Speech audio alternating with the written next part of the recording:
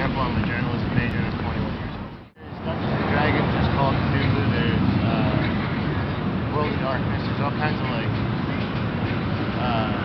genres, I guess you would say. You create your character, you play your character, you grow the character. It's a lot like fiction writing, actually.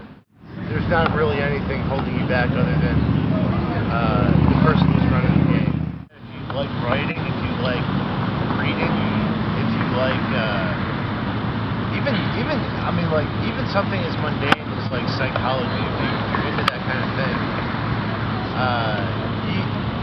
there's a good possibility that you would enjoy playing a role-playing game. Now,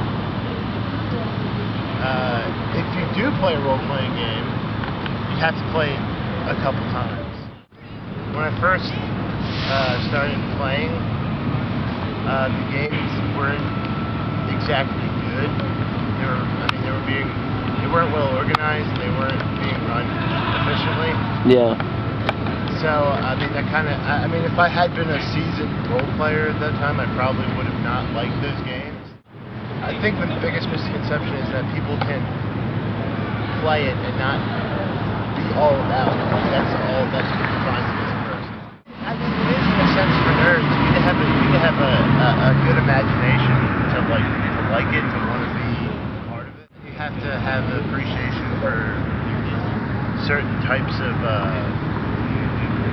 I guess, fiction. Mm-hmm. And I guess it would help if you were a fan of video games or something like that. Mm-hmm.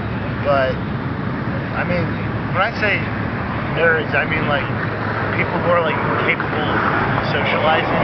Yeah. And that's not really the case. I mean,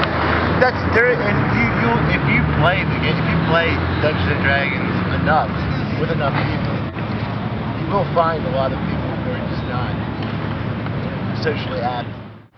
People who aren't social can't really be good at it because I mean you have to. It's by virtue of its own nature that you have to be social. When I'm playing a game with my friends, it's a social experience. We're talking to each other. It's not a continuous thing where we're just playing the game.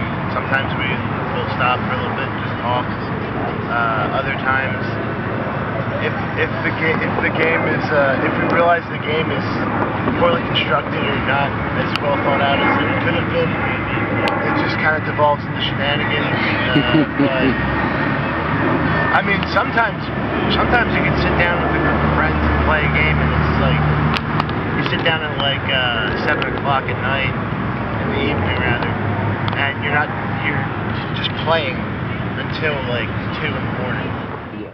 The most fun that you can possibly have is, to me, is in your head.